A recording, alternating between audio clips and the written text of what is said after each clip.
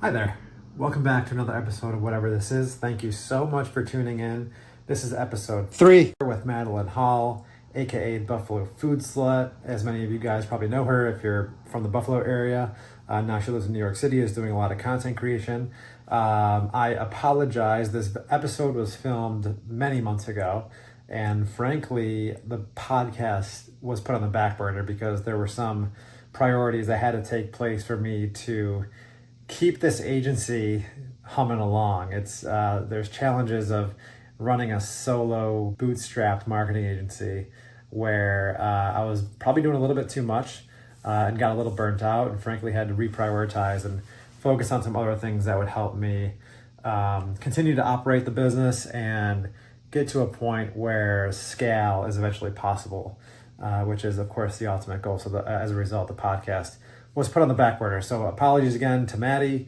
The episode, like I said, filmed several months ago, and now here it is, an unreleased episode. I hope you guys have fun with it. Thanks again for tuning in.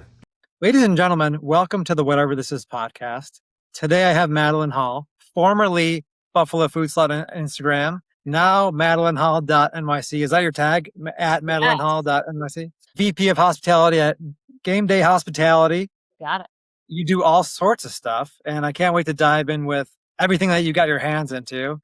I've been binging your podcasts, and before this, we were talking about how just lo-fi and low production value my setup is. So I appreciate you coming on and having to deal with this rookie situation I got going on. Hey, we love it. Welcome to the universe. Whatever this is, universe. You're in. I absolutely love that. That's the name of the podcast. I can't wait to hear what that background was like.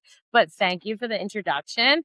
I am Madeline Hall, born and raised in Buffalo, New York, and most recently, a few months ago, moved to the Big Apple, which is the scariest, most exciting, loneliest process of my whole entire life. I can't explain it. I've heard of this saying before that New York City is, the city of millions of people, but sometimes you feel so lonely and sometimes you feel so thriving and so busy. So it's so interesting to be in the Mecca because not in a million years I ever would think I would move here. But I heard you talking about this on one of your podcasts with one of your guests who also lives in New York City. And you were talking about really the differences between like just building friendships and camaraderie in New York, where like you go out to coffee or you go out to drinks with someone or go out to dinner, but then you just go your separate ways.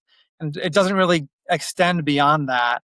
But there's a difference in the friendships and people that are in Buffalo. And I heard you talking about that. So is that still your experience? Because I don't know when that was recorded, but are you getting on better? Are you settling in better? And like, what does that look like? Definitely settling in. It felt so good to come home this weekend. Not going to lie. I never understood what people said when they said they had pain in their chest and it was anxiety. I've never had anxiety. God bless my whole entire life. Really? I'm a very, very happy person. And when I've been dealt with very stressful situations, whether that be family or work or death, I've always been able to handle it with grace. I think the hospitality industry has taught me how to do so. And you have to walk in and it's no one else's problem but your own. And that's how I've treated my whole entire life. And sometimes the parents get mad at me because they're like, open up, girl, like tell us what's wrong. But I had this insane weight on my chest the last few months. And I'm like, what is it? Everyone's like, well, Madeline, you just did a whole entire rebrand. You just picked up and moved to New York City. And now it's about to be football season, which is my craziest time of year. So it's okay. That's a thing called anxiety. But I'm like, what is this? And then you are trying to find friends that you can relate to. And every single person is so new, so unique, different languages. Sometimes there's a barrier. I mean, this one amazing woman I hang out with who was the Ukrainian bachelor, she has, she speaks great English, but she's only been doing English for 3 years and I've become pretty good friends with her. But still, that's a whole different relationship, Right. And you miss your family and you don't get that here. But the Buffalo people have came through and I've met some incredible friends that are from Buffalo, New York, that moved either 3 years ago, 8 years ago, that have very successful careers here. And those are my family. But you're also dealing with them living like 50 to like an hour, 20 minutes away from you, which is the difference. Because in Buffalo, when you meet someone, you can become best friends with them in like 15 minutes or they're 15 minutes away from you. Yeah, everything's 15 minutes away in Buffalo. And it's so funny when we complain about like traffic that takes an extra like 10 or 20 minutes to get home. Whereas in big cities, the norm is just like getting home from work takes like at least an hour. It's like, it's insane. We take it for granted so much. No, absolutely love that. Or absolutely love that in Buffalo. But the New York, I was able to keep my car here. I have a beautiful place in Brooklyn, but Nice. Yeah. Good. that's what you get for Brooklyn. You can like get space. It's not as crazy as expensive in certain parts. Sometimes it's more expensive than Manhattan, but I'm a little outskirts and I needed that because I have the ocean 30 minutes from my house. I can drive straight down the road and it's insane. There's nude beaches on there. It's wild. I did not know that. And I'm like, why is everyone topless? Maybe it's a very European culture here. Not the case. And it's like 60 miles of white sand. The other side is Europe. And then I'm a 9-minute walk from Prospect Park. And it is gorgeous. It's a little bit smaller than Central Park. There's waterfalls, there's hiking trails. I needed a sense of my Buffalo community of just like having something close, walkable, and having fresh air. Yeah, that's a great. I feel like Brooklyn's a good like landing spot. I think Manhattan, like Midtown Manhattan, is just like too crazy. Like I couldn't live there, but I could see myself in Brooklyn. I have a couple of friends that live there, and it seems a little bit more chill, Oh my God, trendy. please Obviously. introduce me. I am like on the Oh, yeah. hunt to meet as many people. And I say that again about the Buffalo community every single day. I mean, I had 3 text messages just for today. Hey, my friend's this entrepreneur. Hey, my other friend sold the business. Da, da, da, da. Like you guys all should connect. They live in Brooklyn. But it's crazy because now I'm already thinking about moving into Manhattan. I just Oh, like yeah. the networking pool is insane. First of all, New York in general, in Manhattan, every single time I go there, I meet someone from Meta, meet someone from YouTube, meet someone who's a PR company for blah, blah, blah. Like it's insane. And Yeah, that's awesome. I want to be in it. That's why I moved here, you know? When you meet the people from Meta and YouTube and the social media platforms, do you ask them like, "Hey, like, take me behind the algorithm? Like, just tell me No, what works." literally, because I follow so many people that work for Meta that are influencers in that space and the owner of Instagram. So I always am Yep. pretty like up to date, which is like so. Do you follow them? Yeah, that dude Adam Mosseri, the Yeah, head yeah, of yeah. Instagram. Yeah, That's a huge he drops dimes on his Instagram. dimes. And then if you go to the tagged photos, a ton of other influencers are like mimicking and repeating and giving a bigger breakdown of some of his Yeah, content. So I always tell some of my like younger clients or whatever, like, hey, if you don't want to take advice from me, like, or I'm not available, like, hop on there. It's incredible. But I mean, it's been crazy since I moved here. I moved here in the first 2 weeks, got picked up by a major podcast studio in Times Square because some guy was a Buffalo Food Slut fan, messaged his brother, and was like, this girl just moved to New York City. She's a powerhouse. You'd absolutely love her. She's a Bills fan. Like, you got to get her in the studio. And I went in there with my creative director portfolio all printed out. It's like 9 pages of all the clients I've worked with and just analytics and reporting data. And they were like, we're so used to influencers coming in here and being like, so my agent told me since I'm an influencer, I should probably start a podcast. So what should we do?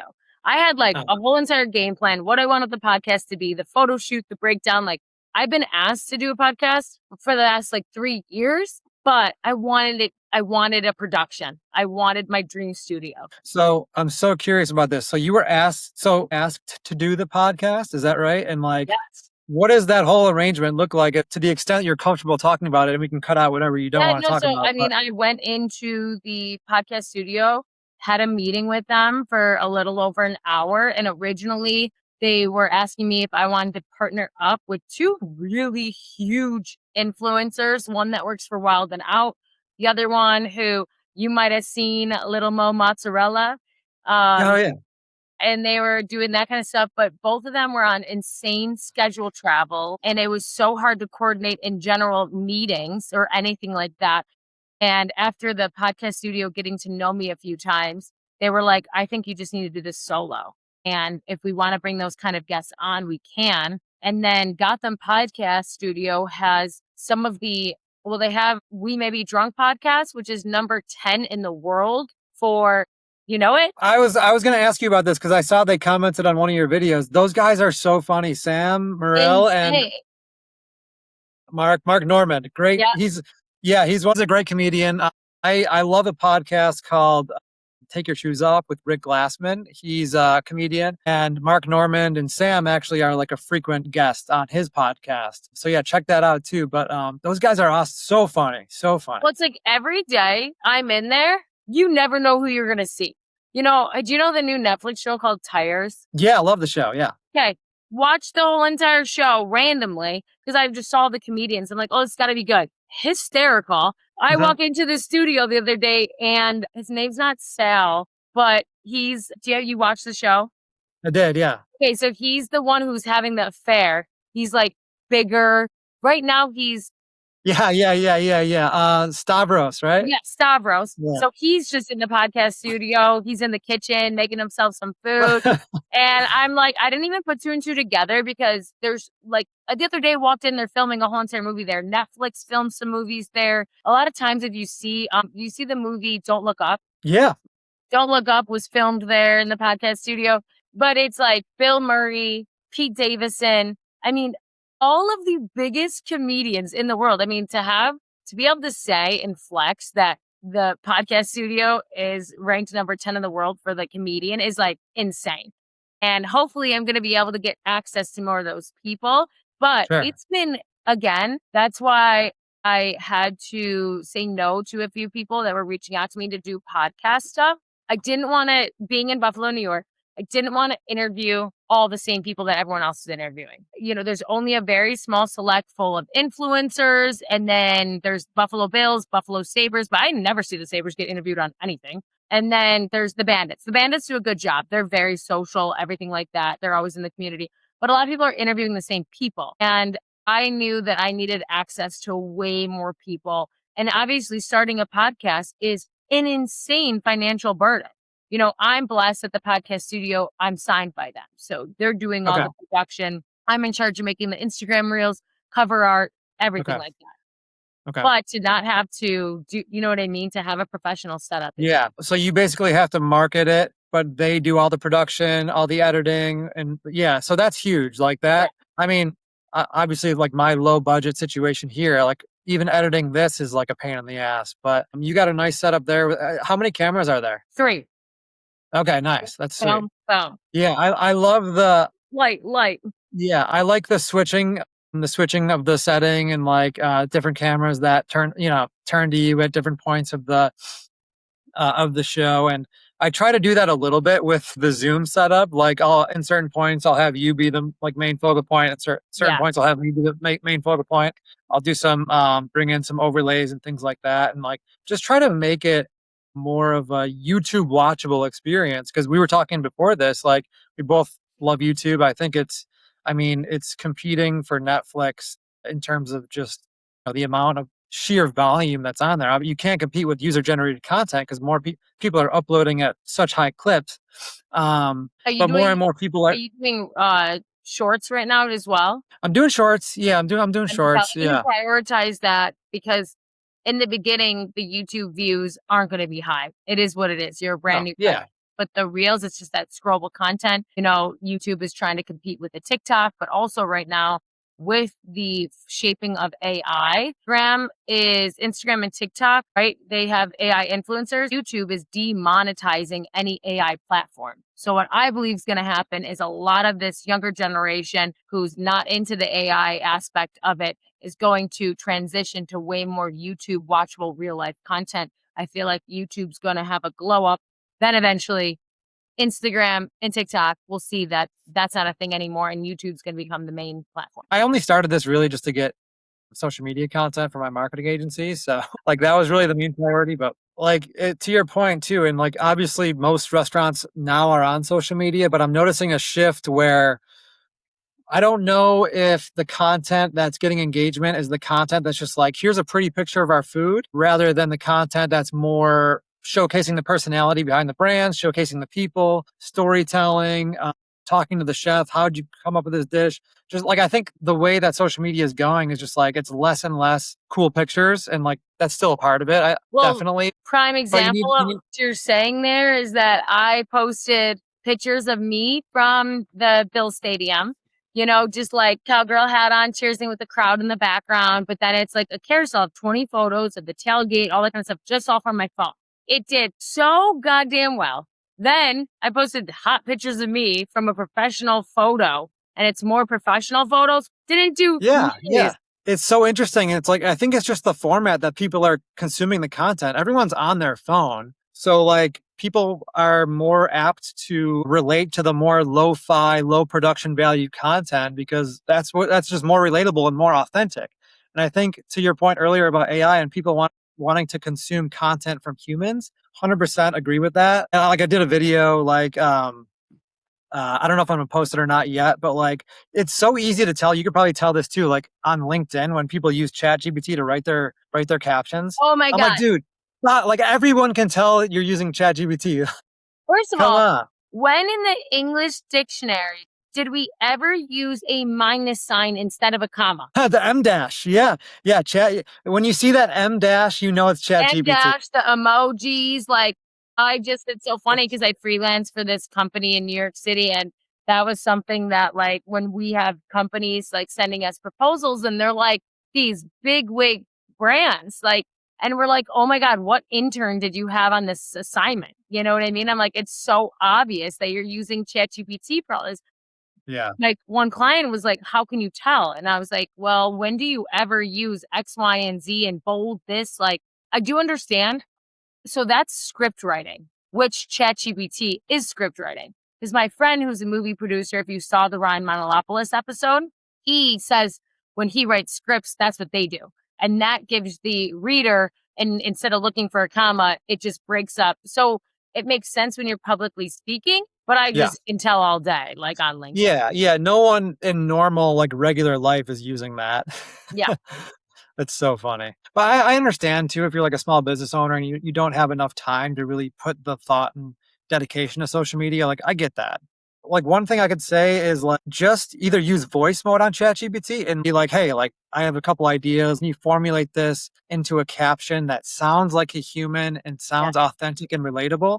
If you prompt it the right way, then you can get some good stuff. Yeah, mine says it to only add mine. I pay for the upgrade one, and mine Yeah. only does a 20% change of what I'm writing. I'm just gotta be honest, I'm the world's worst speller in the whole entire world. I am dyslexic, and when it comes down, like even when I journal, I've been journaling since I was 14. Eventually, that will be a book one day. Yeah. And I full on miss 2 or 3 words in a sentence, like multiple times. I just speak so fast and my brain goes so fast that when I'm writing and I'm typing, it just doesn't work out. But the storytelling is there and the concept is there, but everyone needs to see better grammar, and grammar is not my forte. So that changed my life. When that and Grammarly came Sure. out, I was, thank God. But I Yeah. wanted still to be myself, and I don't use the word ornate, when I see it in there, I'm like, no, I'm gonna switch that. That's just not how I talk. Yeah, exactly. Like you need to have a human in the loop if you're using AI. Like, don't just take the first output you get from AI and plop it on your Instagram or LinkedIn. And don't Like use look emojis at on it. your LinkedIn ever.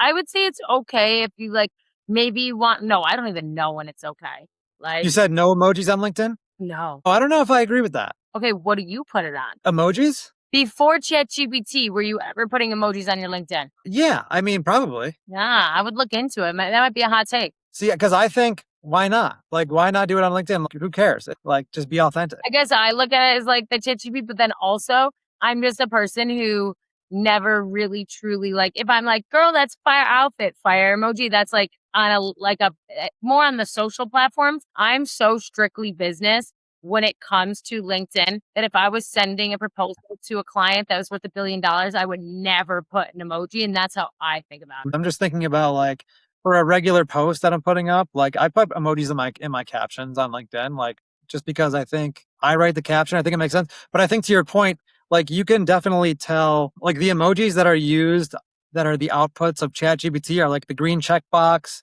like the sparkly emoji, like So obviously miraculous. if I'm putting a sparkly emoji, like that's not me. Like that's ChatGPT. So YouTube Shorts, yes. Even noticing that like with my clients, like I started with a client not too long ago that started from 0 on social media, 0 followers. And I definitely want to get your take on this too, because you grew your following to a very like respectable size and you've been able to build brands off of your social media following, which is awesome. And I'm someone who is a firm believer that social media is the number one thing that every business. I don't care what business you're You're in. gonna die out with your business if you don't get with the times, when the times are social media. Yeah, like you could be in like B2B businesses are like, oh, we don't do social media. Like it only makes sense for B2C. I'm like, dude, like you can tell your story. You can find an angle that's interesting for social media that people will follow along to no matter what business you're in. But I mean, it's interesting the way that the algorithms have shifted where you don't really need a huge amount of followers anymore to get your content seen.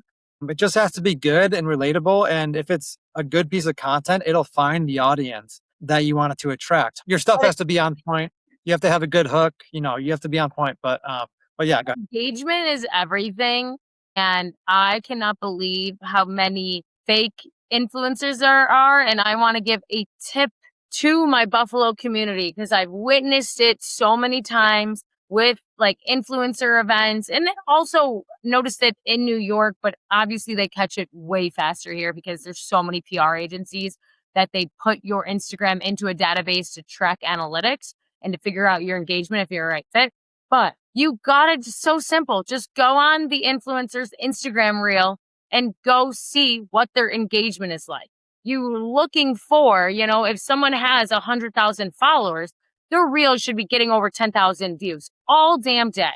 But if they're getting 200 or 300, but then it's like 100 comments and they're all fire emojis, click on them. Like, these are things that I feel so bad because these small businesses are reaching out to these influencers and giving them free product. I'm not even just talking about in Buffalo, New York. I've seen it in just so many small towns. Again, it doesn't happen like that in New York and California, but you have to look at that. You have to look at that data. And when we talk about engagement, people get so fixated on having this big Instagram account. It doesn't matter because if you have 3,000 followers, but then all your Instagram posts are getting 500, 600 likes, 20 comments, that's amazing. So 3,000 people that you're approaching. Yeah, couldn't agree more with that. I mean, it's super easy to tell who paid for followers. And, I felt bad for, like, I worked with a company that did this, that paid for followers because followers was the number one metric seemingly that you needed for success on social media. And it was back then, but it was so easy. It ended up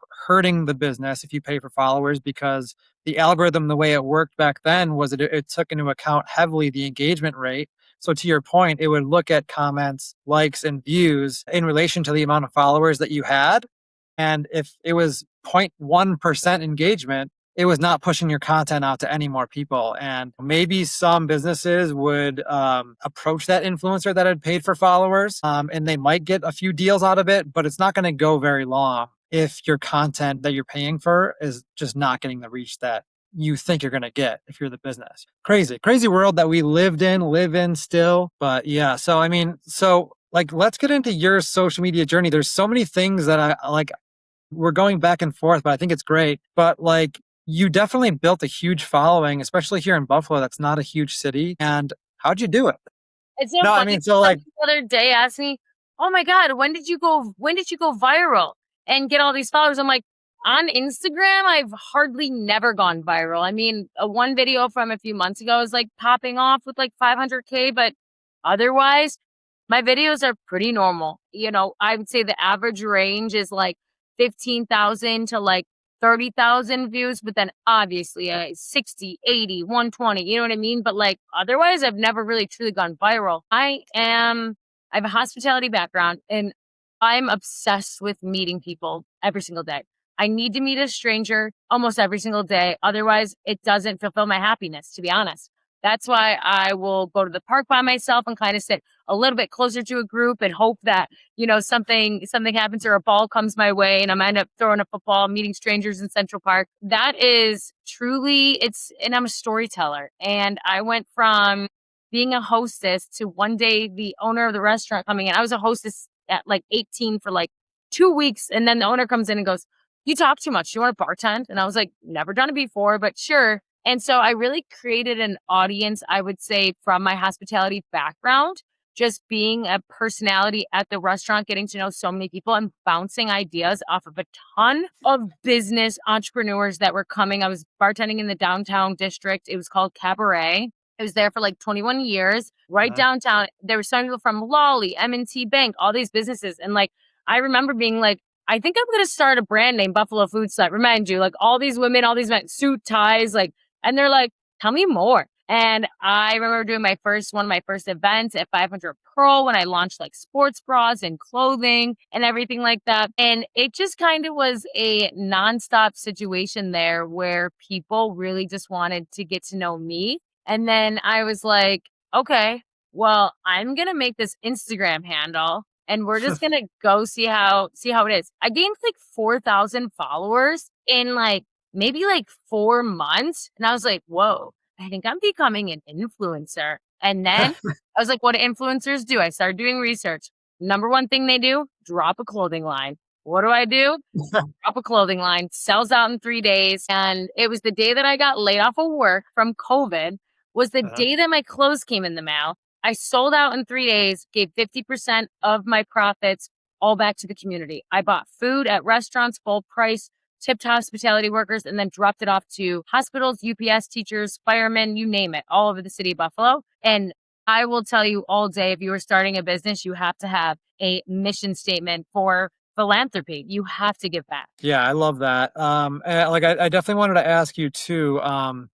It seems you're an extrovert, and do you think that with the combination of the controversial name, I guess, Buffalo Food Slut, like it was definitely controversial, right? Back Oh then, my like God, was it yeah, so funny? My grandma respected the hell out of me. She used to be a nun. She's wearing my stuff all the time, telling all of her old, she's still friends with a ton of people that she was in her nunnery with. And she's like, the word slut doesn't mean what we think it means. She's a food slut. And I just needed something that stands out. Sex sells, and branding 101 is a name that people are never going to forget. yeah, And I remember being in other cities and meeting other food influencers and like, oh, go follow me. My Instagram's Colorado Foodie. And then I go on Colorado Foodie and there's 18 different accounts right. spelled all different ways. And I'm like, well, which one is she? And that Yeah. moment always stuck with me. And I was like, if I ever create a brand, something is going to stick out. And everyone always called me the food slut. I used to throw insane college parties with the most incredible food spread that a broke college kid could ever have. But I will say, I never used those words, and I never was a broke college kid, and I paid for my own college, my own housing, my own car, my own cell phone payment, everything. My parents, I believe, did the first semester of college, and then everything else was you're on your own. So we had to take out our own. I'm one of 5. So family didn't have crazy amount of money then, but I just like anytime I made money in the industry, and I was in hospitality, making bank. Oh my God. How much money we were making as servers back then with cash tips, ridiculous. And I just wanted to spoil all my friends, and I'm obsessed with hosting parties. That's why I have a house like this. And so I just started having everyone over, and everyone's like, Jesus, you are literally such a food slut. Like, and my ex and I, we used to like dip down from Elmwood Village all the way to downtown Buffalo and do a drink and appetizer at like every single bar. Like, Nice. I love that. Time. So what's your favorite restaurant in Buffalo? Or like, it's hard to say, but like what's your list? Top 3, top I was 2? like, I love my left bank because they have no social media hardly. I think maybe they have a Facebook. So I go there and I don't have to do shit. Because it's hard, because sometimes I've walked into the space where I've gone out to a restaurant. I'm not contracted to be there. I get a random text that says, hey, you want to go there? And all day I spent 8 hours editing content and being a personality and filming, that sometimes when I go out to eat, I just want to go out to eat. And then I'm ordering my food, and then all of a sudden, the owner will bring out dessert and be like, so are we going to see this on your Instagram page? And I'm like, yeah. And then I'm over there like taking as much content as I can on my phone, because I get it. Hospitality industry only profits 3 to 13%. It's very hard for them to have a marketing budget. I'm sure you see it with some of the businesses you work with. Wow, that's so interesting. I never even thought about that. So it's like you want to just go out and like have a chill dinner, and people are like, hey, can you post this? Can you post that? Like, it's happened before. And I've also gotten offered $25 gift cards to make 2 reels. They want to have all my edited content. They want the rights to be able to use my face if they want to do any boosted ads. And I'm like, you just evaluated me, not even at $25. Realistically, probably $7.25, because that's what it's going to cost you. Yeah, I would say even less if they wanted to use your content to boost and to use with your name, image, likeness attached to it. The $25 gift card, I was like, and I'm like, at this day and age, like what does that get me?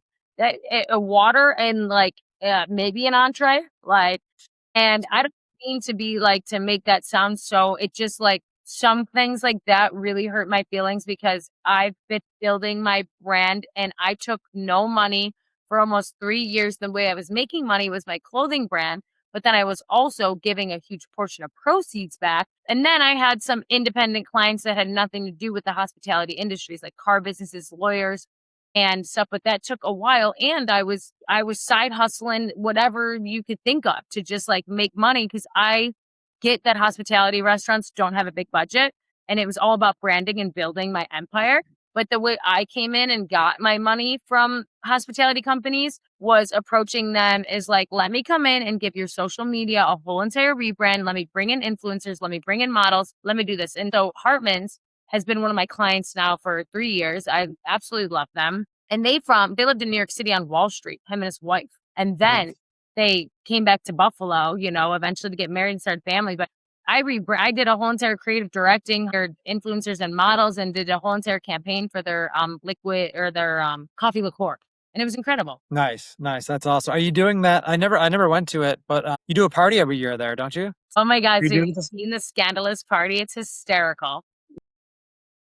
They have women call every single year to make sure that there's not strippers there because they find out their husband's going or they want to go with their husband. And they're like, there's no strippers there, right? I'm like, no, it's called Underground Buffalo. And they wear, ski masks, fishnets, leather, but all of them are professional dancers. The owner lived in LA for 8 years, and her and her friends have all danced for Ariana Grande, The Weeknd, Lady Gaga, you name it. And then during COVID, they moved back to Buffalo and she started this dance company. And so there's amazing professionals, but you got to stand out. And it just worked so perfectly with my brand. And then Wingnuts came and did the wings, and then we had open bar and tequila tastings, margarita flights, ice luge. Incredible. We sell out every single year. Are you doing it again this year? Of course I am.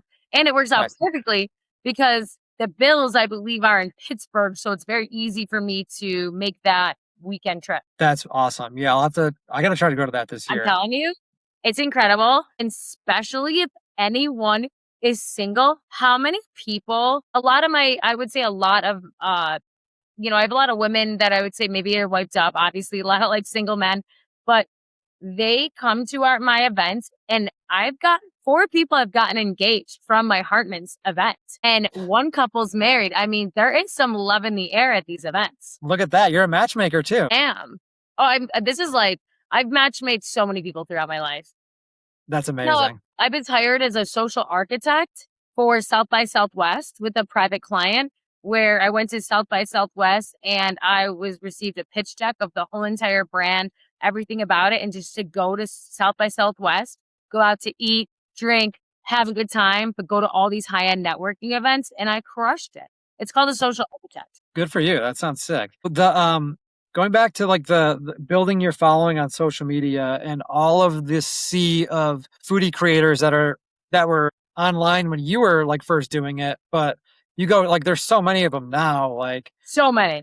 Like, how- Honestly, I do have a list of a few of like my favorite that I get asked every single day to go to events and do everything like that.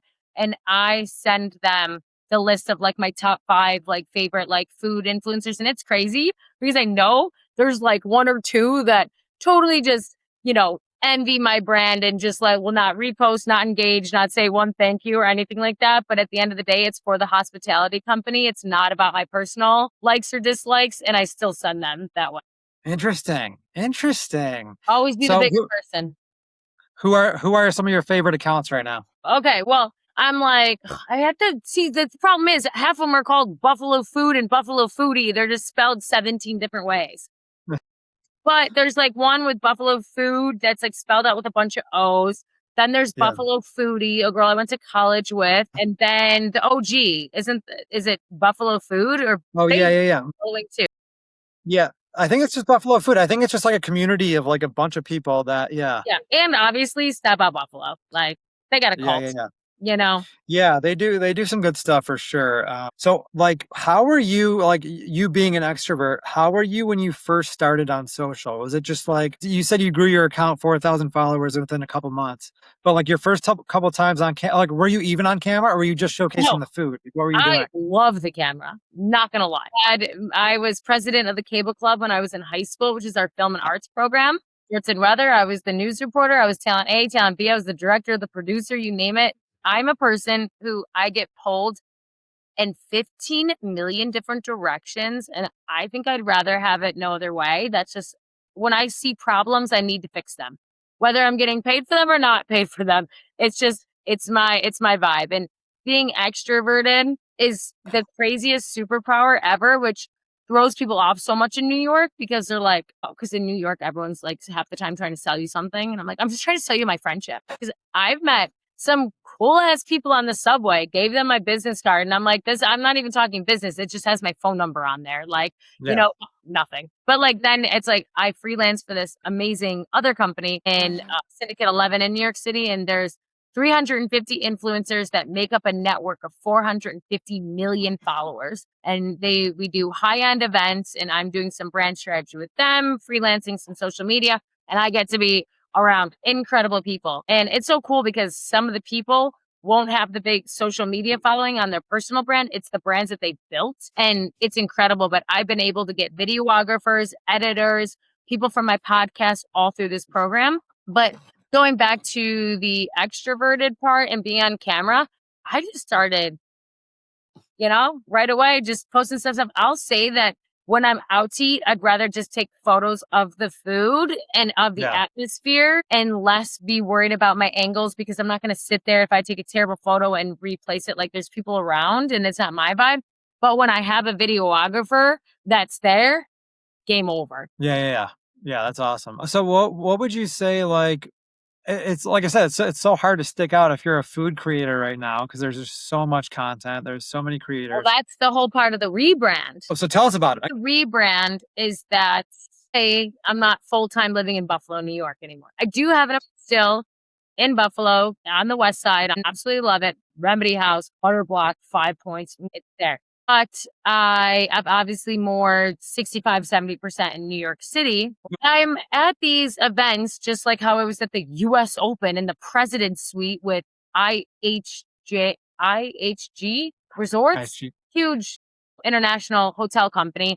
There was insane people there from Netflix, movie stars, Pitch Perfect, you name it. I want them to know me as Madeline Hall. That company probably doesn't even have a ton of hotels in Buffalo, isn't working with Buffalo yet, but I need them to see me as a business entrepreneur and not only look at me when they're talking about influencer marketing and PR and be like, oh, we met that amazing girl and she's so great, but we probably shouldn't use her because her fan base is so Buffalo that it doesn't match with our brand. And so this whole entire rebrand is, as I'm getting older as a woman, I'm like, I need people to know me as Madeline Hall. So we have the MadelineHall.nyc also for SEO purposes.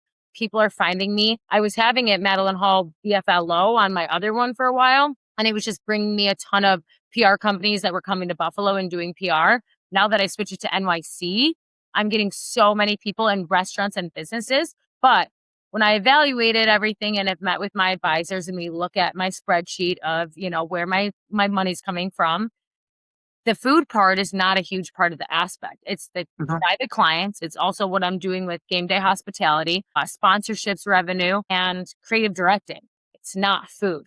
Food is great. Free food. Yeah. Who doesn't love that? Gift cards. I spoil my family and friends like nobody's business, but I have to look at the big picture and how I'm going to retire at 40, which is the plan. And that coming to New York, everyone just assumed I was going to be doing like strictly food content, right? So we still have Buffalo Food Slut. That is going to be amazing because we're going to be taking content that I made 3 or 4 years ago, and those restaurants are still open and thriving, and we're going to remix it, use the content again. These restaurants are all going to get a huge another social media push on Buffalo Food Slut. It's just now the other Instagram account that only has almost 9,000 followers, but that's going to be huge for restaurants. But every day, when I made the rebrand, we gained 1,000 followers like overnight. So people are cool with this transition of stuff. I lost 600, to be frank, on Madeline Hall. We've already gained 300 of those back, and that's like the process. But long story short, New York is going to be a whole mix of stuff. It's my entrepreneur business background. It's diving into social media.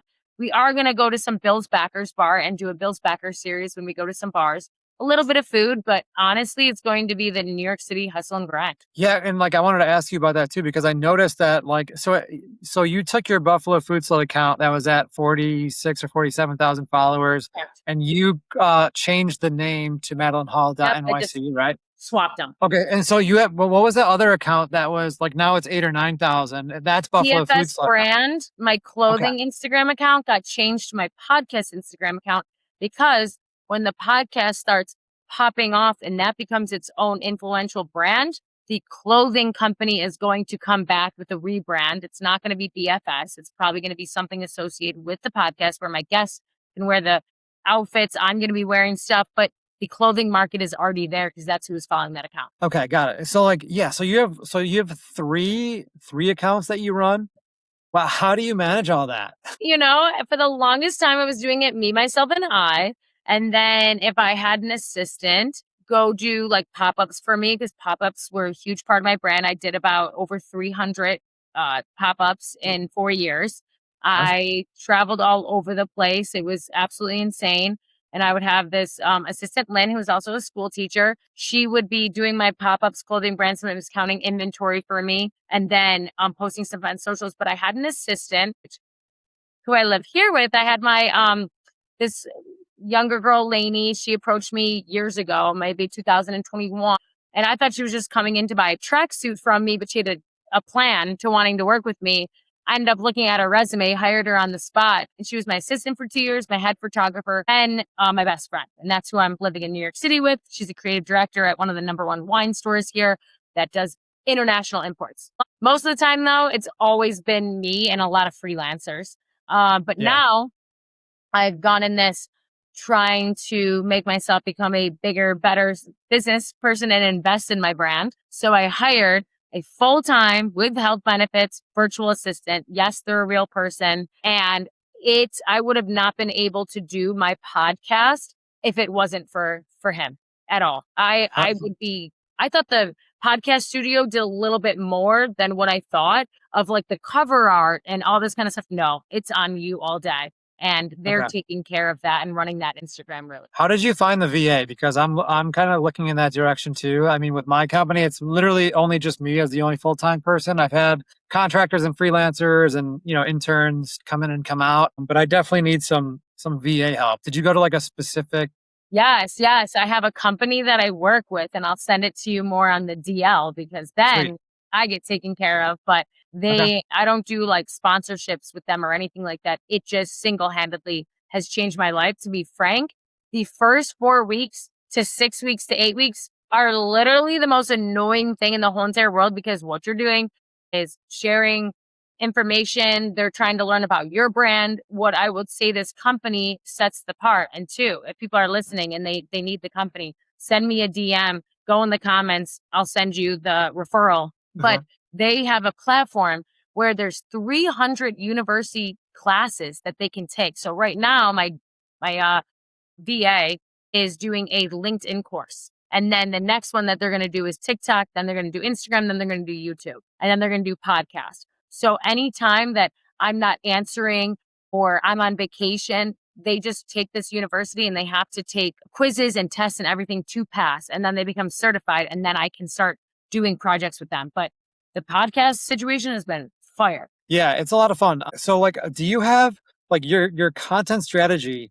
Because you have all these accounts that you run. Do you have a calendar or you just go like off the cuff? Like, yeah. Because every day is so different for me. And that's the problem that we are like kind of running into some of this stuff with, game day. One of the gentlemen were like, oh, we need to build a social media calendar. I'm like, you tried doing that for people who are injured, hurt, win, lose, sometimes Monday night game gets switched to Thursday night prime football game. Like you really can't do that in the NFL space, Maybe you can do some sponsorship post build out, but it's like you're not going to be able to build a whole entire calendar. I mean, you follow the Buffalo Bills Instagram page. Every day it's new content relating back to something that happened a few hours prior. which their content, amazing. It's so good. Yeah, I love the brain rot videos they post. It's so funny. My one friend, Kelsey Sweet, have you ever heard of her? Yeah, I went to college with her. Yeah. Oh my God, you did? Yeah, yeah, yeah. A sweetheart, her and her mom and her grandma. And they're like, I mean, she's like, a huge head honcho over there in her role in social media. I don't want to, I just know that she's super high up there. But I'm like, are you making some of these decisions? Because they're incredible. They're so good. Yeah, the Bills got to have one of the best social media teams in the league. For sure. That's awesome. So, yeah, and I agree.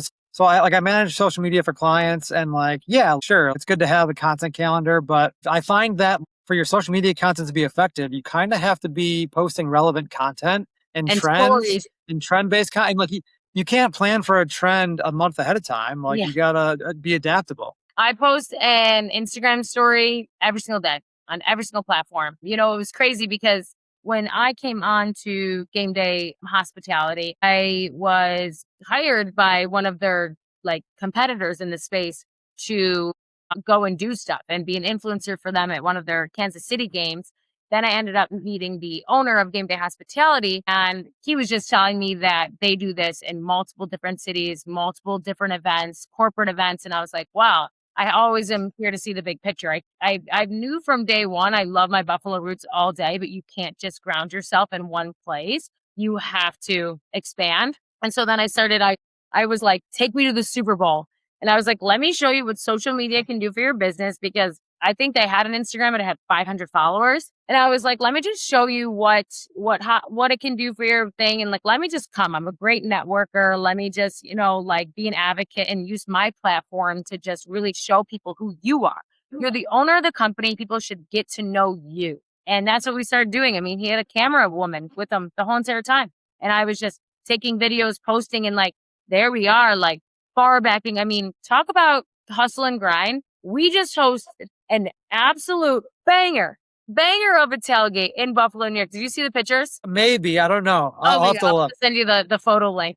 Yes. Incredible. We had 2,000 people. We sold out of every single VIP lounge, general admission, non-drinking tickets, everything. We had wing nuts making fresh chicken wings. We had 3 shipping containers. The 2 of them that were in the Buffalo lot, because we were hosting 300 Ravens fans, because we do work with 12 NFL teams. They were in a whole different parking lot, like 100 yards away. But we have shipping containers. We just got top decks built on top of the shipping containers. My cousin Dan welded the stairs on for us, like on Saturday morning. And we had Andre Reed as our spokesman. We had a ton of the Bills family members from, I don't want to name all the names and exclude, but we had lots of the head honchos and their families there. And it was just out of a movie. But at one point, I literally started bar backing, and then I went to the pizza line and grabbed huge things of pizzas, went all the way to the back of the line and just handed out pizzas. And I was like, thank you for being patient. Thank you for being patient. The lines were long, but they were moving fast, but we're making fresh wings on site. And then O'Neill's is doing all of the catering. So then it's coming in fresh. Long story short, your job in this space of hospitality and social media is never just one project. It's about 17 different job tasks. You get it. I'm sure you're in the same thing. Yeah, it's just madness. It's chaos. And like certain people thrive in that environment. It sounds like, you're one of those people. It's just, it's wild. I could not sleep last night because first of all, that game, insanity. Oh my God. But then, unreal. Yeah, right. And then I went and filmed I was at the game, whatever, didn't get home until like what time? 1 or something like that. Go to bed, woke up and had to drive straight to New York City because then I was filming with NFL fan therapy. Did you see that? I was going to ask you about that. Yeah. Tell us about the show. They're absolutely hysterical. It's funny. I saw their content before and I engaged with it. And then they were like, yeah, like come in, like be a Bills fan. And they've been trying to reach out to me now for over a month and a half. And it's just has not been working the times that they film. But the universe, it's literally 3 blocks away from my podcast studio. When I found that out, I'm like, oh my God, it's a dream. Also, my podcast studio, I get on I'm a 4-minute walk to the train stop, takes me directly to Times Square, and then I get off. Which is crazy flex that the podcast studio is in Times Square. But beautiful, yeah. Go to NFL therapy, all strangers, meet my other friend who's the well, I don't know who he The is, other Bills but guy. the Bills fan. He's from Yeah. South Buffalo. I'm from South Buffalo. My parents knew exactly the family, of course, you know. Oh my God, And that's so we amazing. totally, in the NFL therapy, we're acting like we were dating cousins because we were just like that's so Buffalo, right? Like everyone's always related or, oh, they're my cousin and you're not blood related. But that company is incredible. Their engagement is through the roof. They're growing like crazy. Every single time I see their platform, they grow about 5,000 followers, like I would say every 2 or 3 weeks. TikTok's Yeah. great, but they all thought all of them were strangers to me. When we were done filming, everyone's like, so where do you do stand up? And I was like, what? And they're like, oh, are you on Netflix? Are you a comedian? Like, and I was like, oh no. I mean, I was a class clown in high school. I got voted that. And long story short, crushed it. Crushed my first ever improv filmed series. There you go. So are they all stand-ups? Oh yeah, stand up. Some of them are Netflix stars. Like they have some. If you go on their Instagram page, you'll see some famous people that film with them. Yeah. Because I saw it on Instagram. Are they mostly on Instagram, TikTok, or are they like, do Instagram they have and like a TikTok. longer form Yeah. YouTube shows? Okay. Yeah. Okay, interesting. TikTok, I gotta they have check it some out more. crazy videos that have crazy popped out. My TikTok is still Buffalo Food Slut. And then we also launched Maddie Tells All TikTok as well, again with the VA, because otherwise I would lose my mind if I was running and I already want to lose my mind. But the TikTok Buffalo Food Slut one, like Chef Darian, I have so many videos of him because he's like one of my clients and best friends. I have a video with him with 7.2 million followers of him just like lading, or no, maybe it was a lobster tail video. And this other food blogger, Jimmy Scott Jr., and he had 2.5 pound lobster tails with 3 pounds of like tomahawk steak. And I just said what the Buffalo Bills eat because, you know, Chef Darian cooks for all the Bills players. Popped up 3.2. I have another video with 3 million of me frying chicken wings, not even my face, just chicken wings being fried. And then another one of Chef Darian with like 2.3 million of him ladling his famous brandy sauce on top of steak. So TikTok, yes, it's way easier to pop off on there. The growth rate is 16% compared to Instagram, which is 1 to 5%. Yeah, I mean, I'm finding that too. And again, like I said, like even for clients we just started with TikTok, they have no followers. A couple of videos have like 20,000, 30,000 views, which is good for like a local business, Oh, you know? damn. Okay, so this Uh, is my theory of when small businesses, especially restaurants, for small business in general, ask me about TikTok. And I'm like, if you're able to hire someone to help, but right now, if you already have 5,000 followers on your Instagram and you're running it like a machine and you're going to start deprioritizing that because now you have 2 platforms, you have to think about that. If you're able to get help, that's huge. But with small Instagram, especially in Buffalo, New York, being a blue collar city, businesses are way more likely to have Instagram. They're not likely to have TikTok. And that older generation is definitely not going to have TikTok. So if you're trying to aim towards that market of what you already know, then just stick with Instagram. Yeah, but I don't know if you noticed this, but I have been noticing lately, I don't know if there was an algorithm change on TikTok, but I'm seeing way more local content, Buffalo content on TikTok. Whereas 2, 3, 4 weeks ago, I wasn't seeing anyone from Buffalo, but it's starting to show up more on my feed. But So it's really interesting what's going on. do you think you starting to have a lot more clients that are wanting to do TikTok? I don't know. I mean, not. That's why that's like the main tenet of my content is like trying to convince local businesses to do social media because like a lot of local businesses still are hesitant to grasp the importance and the just the social media in general. So like I'm trying to convince people that even if they do it themselves, like just do social media. Like I said before, I think it's the number one thing that every business should have in their marketing mix. Oh, 1,000%. So like I don't get people coming up to me a lot. They're like, "Hey, like we want to do TikTok."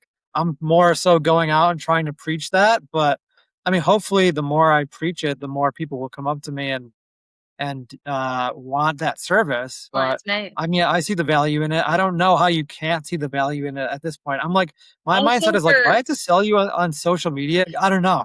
But also try to explain to them it's SEO purposes. Like right now, if you Google my name, Madeline Hall, I have like 5 Google pages. If you're a local business, get a Twitter, get a TikTok. Doesn't mean you have to be insanely active, but if you have if you're Buffalo Taco Company, right? Like, okay, 5,000 other people have Buffalo something or might have Buffalo Taco in there. But if you're on every single social media platform, your competitors are going to be on that second page. You're going to be on the first page because you own all of those accounts. Yeah, this is one of my points as well. So SEO is actually my background, and Google made an update recently that allowed public Instagram posts to be indexed by their algorithm. So Instagram posts are showing up when you do Google searches. Oh, I So know. I it's love a it. direct SEO benefit, and it's was always more of an indirect SEO benefit to be on social media, just from people like finding you and going to your website and referring friends to you and whatnot. Now I think social signals are much more of uh, like it's more weighted heavily in Google's algorithm. So like 100% agree with that. Social media and SEO, like I do, like my agency is like a full service marketing agency, but I want to kind of niche down and just focus on social media and SEO because I think I'm telling that's you, the benefit for local businesses. the company that I've been using my VA for, like the only kicker, but I believe it sets them apart and it really keeps you liable is that you are committing to 40 hours a week with the health benefits but that's like included in their hourly pay. So it's not like hard, but they make you do an upfront cost, 3 months or 6 months. Obviously, if you pick the 6 month package, it's cheaper, but you pay in full. You pay in full right then and there, Uh, which kind of sucked, and I had no clue because they're great yeah. marketers and their campaign doesn't show that. But I ended up buying like the 6 month package or something, and I don't know what it ended up costing me, maybe $7,000 or $8,000. But now it's already been paid for, and now it's so great that weekly and monthly I'm not paying someone. It's already all counted for. I feel like they're absolutely crushing it. I can have a bonus structure and say, "Hey, can you send them, a $25 gift card to their favorite coffee shop in their neighborhood?" Like all of this stuff. Like it's just I don't know what I would be doing right now because the podcast would probably just be flopping, or I wouldn't have been able to re-sign my contracts like with Game Day. You work with Game Day Hospitality, and do you work directly with the teams, or how does that relationship work? So, very awesome question.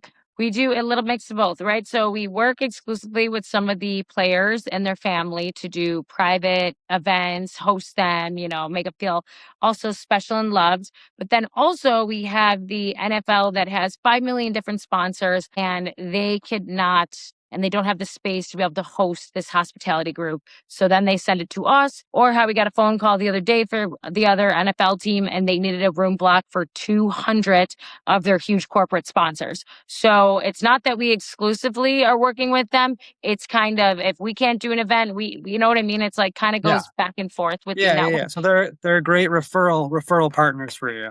Correct. That's awesome. Cool. When did you get involved with Game Day? Game Day I got involved with in 2021 when everything just slowly started opening back up. I went to the Kansas City game, the 13-second game, met the owner, and that's when I had him take me to the Super Bowl and everything like that. And I just really was trying to let him know how important social media was for the business because the business was doing pretty well, but it could always do better. If there's not sold out of every single event, then there's room to improve. And so a lot of the videos started popping off. Every time he came to Buffalo, people started to recognize them and be like, "Oh, you're the owner of Game Day." And I think he really liked that people were starting to know who he was. He was starting to stay in Buffalo a little bit longer. And it was cool to be able to tell the story and showcase the hustle and grind that goes into these events. I mean, it's insanity. We are building tents. My cousin was just welding a whole entire staircase. We have 7 events going on this weekend in 6 Jesus. different NFL cities. So it's absolutely insane. But our Bills are coming to New York, which we absolutely love that. I'm excited to host Yeah. that. But social media is insane because as an influencer working for the brand, which was something that they never did before, was amazing because I had private clients that I was doing work for, Salins, Labatt's, Genesee Brewery, Southern Tier Brewery, a lot of these things, a lot of other influencers that I was working with I was doing a bunch of stuff with them. And then I was like, you know what? I feel like your next business move and you're starting to increase followers, you're starting to do better in sales is to not work exclusively with the NFL, but right next door to it. And that was so easy to make those introductions. And Salon signed a 2-year contract and they are so happy. They absolutely love it. They always have a 10 by 10 at all of our tailgates, and they love being sandwiched between the shoe shipping containers. They like it. It's like their little private area. We just introduced the Ultra VIP Lounge, which Mexico City, amazing Mexican restaurant that is in Orchard Park that all the Bills players love. They're doing our food in the VIP lounge. Island ceviche, shrimp tacos, very upscale. a Mexican, and these are all clients that I was working with. And then the bills go to Pittsburgh. I work with Southern Tier Brewery. They just opened up one of their restaurants 2 or 3 years ago. So I contacted them and I was like, hey, do you want to sponsor our tailgate? They worked it out where we're getting some money and a bunch of products for our Buffalo tailgate situation. So it's been amazing because also as an influencer, I don't want my whole entire Instagram page to just be the same 5 brands, you know what I mean, for year after year. So when I feel like it's the right move, I make the introduction for them to game day. I obviously still get compensated, but it's so amazing to watch them grow. And we're always within a 5-minute walk from the stadium or across the street. So brand visibility is insane. That's sick. Do you ever come across a situation where a company is hesitant to embrace social media and all the benefits of it, or no? Or does everyone pretty much get it? Obviously, all the Can we, time. can we try something? Can we try Yeah. a little skit? This will help your improv skills for NFL game day. Okay. Was it NFL game therapy? NFL fan therapy. Can we do a situation where I'm hesitant and you're trying to promote it or sell the benefits of it? Maddie, social media, you go on TikTok, it's all dancing. I don't need kids dancing to promote my business. What is this? I don't think I need this. First of all, you always need this. Otherwise, you're going to die out with your business because that is what's trending right now. Second off, you can't always look at it as Instagram and TikTok. We also have a platform called LinkedIn, which is your digital resume. I've And heard you of are a that, law yeah. firm, and this is something that we can get to know your employees. I would say the number one problem with law firms is if I was to go get hit in a car and I'm just going to call my parents and I'm going to be like, what lawyer do you use? As a person who's scrolling on socials and I keep seeing someone like, I kid you not, the William Mattar out there and the content that he's doing, I know now if I get injured, I'm calling that man because I feel like I'm building a relationship with him. It's storytelling. But then if you go into the LinkedIn profile, I'm able to see all of your testimonials. I'm able to connect with any of your clients that you worked with on a personal level. And then we can just talk about SEO. If we put you on every major platform and I'm typing in Buffalo law attorney, and you're on every single social media platform, guess who I'm going to? I'm going to you all day. And you don't have to think about it as dancing. You don't have to think about it as content creation. It's you telling your story of testimonials and the lives you've changed. And then as a consumer, I'm building a relationship with you. I agree. Like the William Mattar is, they're doing great content. And I think like where a lot of companies get social media wrong is they just try to sell, as opposed to telling their story and being authentic and relatable. And you see it in the strategy that William Mattar has put forth where they're being funny, they're being goofy, but they're showcasing their personality. And that's the content that's getting the eyeballs. And look, not everyone that's going on social media is looking for an injury attorney, but when all the times they're going on social media to be entertained and to look for something interesting, and they're coming across William Mattar's content because that's what it is, then William Mattar is going to be top of mind for God forbid they do get into an accident. So that's where the value of social media is, and I think that's where you touch, and I think that made perfect sense. Maddie, so you had Buffalo Food Slut. How are you going to keep that Instagram account active, and how can a Buffalo-based restaurant work with you on that? Yeah, so great question because something that I really had to come up with a marketing plan because I don't want to spend any more like resources and my, time on focusing that when I already have so much content to use. So we are going to be remixing a bunch of the old content. But if you are a local business and restaurant that I've already worked with and already created content, you have two options, either finding the old clip, reposting and collaborating with me, or I do have some hot sauce that's going to be coming out soon. So you can also purchase the hot sauce. We'll have to, do some contracting there, but that's going to be a super easy way for you to network with the brand, collaborate with it. It still has almost 9,000 followers. It's going to only keep growing. But if you're making amazing content and you want to message me and say, hey, do you like these photos? Can I collaborate with you? Yes. Because gotta be honest, we have some boomers in the field that take some content and try to collaborate with me. And I just can't do that. I'm sure you've been there before. I need you to put in as much effort as I put in. All right. and at least your best effort. I know that I have a background in this space, but get some good lighting, get one of your employees to take a video of you and put out some sexy content and collaborate with me. I'm so open. This is going to be basically in the beginning stages. Again, it's going to be a free marketing tool for restaurants. If you want to do an exclusive brand deal, that's a different story. But if you're making good content and I like it, I'm going to say, hey, come collaborate with me. And you will be expecting some messages from me as well. Awesome. Love that.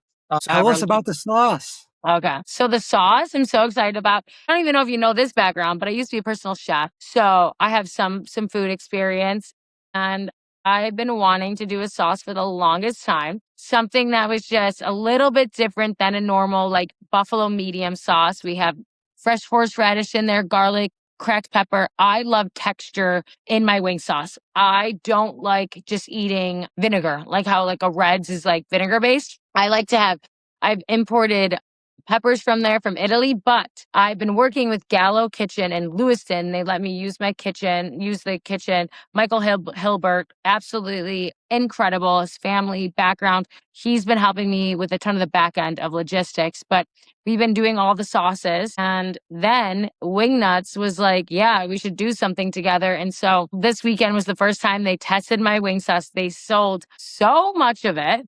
And it is Nice. just amazing. It's at the UB location in Millersport, but Yeah. eventually we will be doing like a collaboration together and it'll be like in way more locations than just there. And then what we're hoping for is that other restaurants will pick it up. And then, we just keep the Buffalo Food Slut stays active while in Buffalo, but then she also builds an empire in New York City where dreams are made of. I love it. I love it. Folks, she's got a sauce. She's got a social media following. She's on a podcast. What's your podcast called? Maddie Tells All? Maddie Tells All, MADI. And it's Maddie Tells All, Buffalo to building brands. Shout out your Instagram handles. MadelineHall.nyc, Buffalo Food Slut, and Maddie Tells All. Maddie, thanks so much for taking the time. This is an awesome conversation. I really enjoyed it.